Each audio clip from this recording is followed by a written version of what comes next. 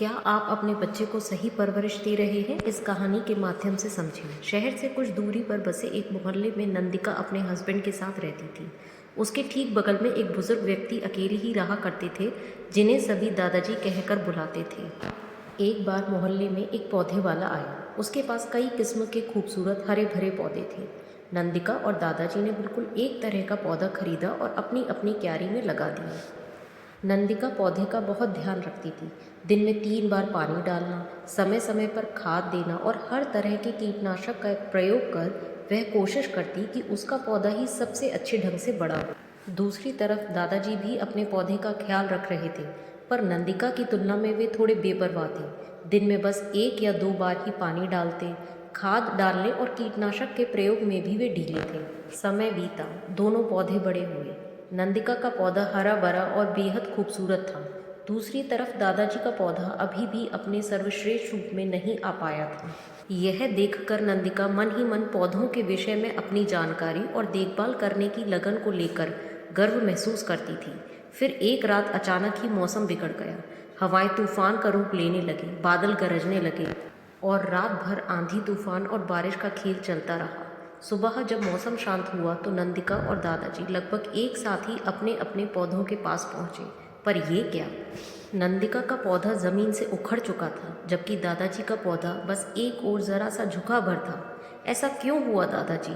हम दोनों के पौधे बिल्कुल एक तरह के थे। बल्कि आपसे अधिक तो मैंने अपने पौधे की देखभाल की थी। फिर आपका पौधा प्रकृति की इस चोट को झेल कैसे गया, जबकि मेरा पौधा धराशायी हो गया? नंदिका ने घबराहट और दुख भरे शब्दों में प्रश्न किया। इस पर दादाजी बोले, देखो बेटा, तुमने पौधे को उसके ज़रूरत की हर एक चीज़ प्रचुरता में दी, इसलिए उसे अपनी आवश्यकताएं पूरी करने के लिए कभी खुद कुछ नहीं करना पड़ा। न उसे पानी तलाशने के लिए अपनी जड़ें ज़मीन में भीतर तक गाड़नी पड़ी, न कीट पतंगों से बचने के लिए अपनी प्रतिरोधक क्षमता पैदा करनी पड़ी।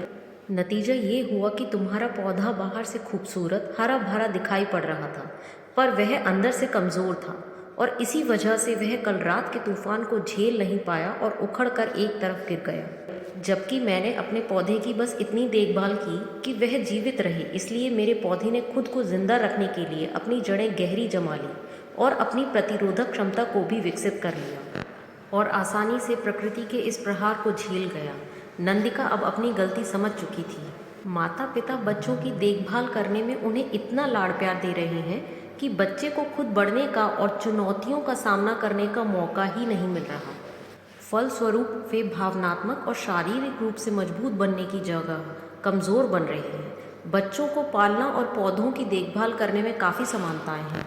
बतौर अभिभावक ज़रूरी है हम एक सही संतुलन के साथ अपने बच्चों को पालें पोसें और सही परवरिश दें, ताकि वे उस पौधे की तरह बने जो मुसीबतों के आने पर गिरे नहीं, बल्कि अपना सीना चौड़ा कर उनका सामना कर सकें।